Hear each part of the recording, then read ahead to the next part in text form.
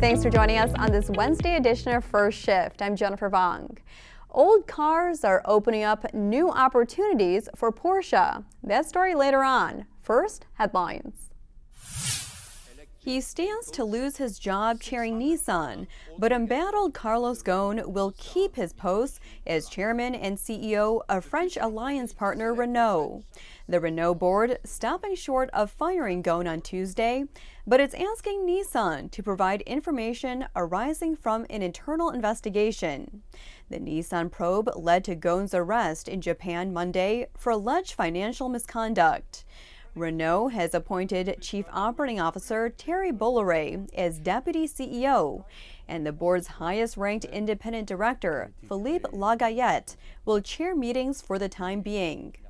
Nissan's board will meet tomorrow to make a formal decision on Ghosn's future. Meantime, this was the scene outside Tokyo Detention Center today.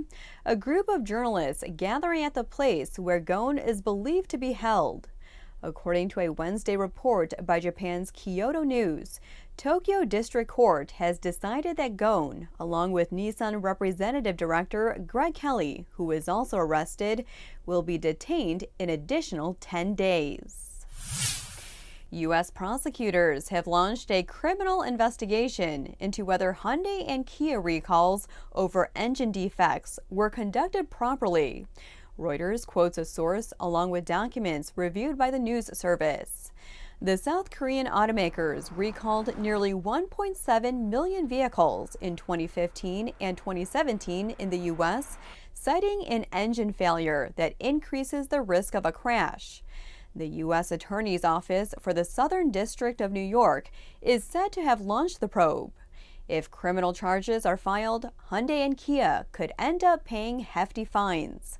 In 2015, Hyundai recalled 470,000 Sonata sedans due to the failure of Theta 2 engines. In 2017, it expanded its U.S. recall to 572,000 Sonata and Santa Fe sport utility vehicles, citing the same engine issue. Meantime, Kia recalled 618,160 Optima, Sorento, and Sportage vehicles, which use the same engine. The supervisory board of ThyssenKrupp failed to agree Tuesday on recruiting outgoing Daimler finance chief Bodo Uber. That's what two sources familiar with the matter tell Reuters.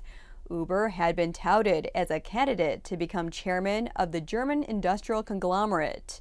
Reportedly, his demands on board compensation drew fire from employee representatives. ThyssenKrupp declined comment. In October, after failing to be named Dieter Zetscha's successor as CEO of Daimler, Uber announced he would step down after his contract ends in December 2019. And U.S. President Donald Trump reportedly has invited the CEOs of Daimler, BMW, and Volkswagen for talks at the White House after Thanksgiving. This as European and U.S. government officials try to negotiate a new trade agreement. That story from Bloomberg. Did you know more than 70% of all Porsches ever built are still being driven today? That's a good thing for Porsche Cars North America. That's because servicing these old rides has become Porsche's fastest growing business in the U.S. But as our Urvash Kakaria reports, Porsche says there's a lot of work still left to do to take care of classic customers. The vast majority of the more than 200,000 classic cars in the States are being serviced by independent repair shops. Porsche aims to bring some of that business into its dealer network by expanding its Porsche Classic operations.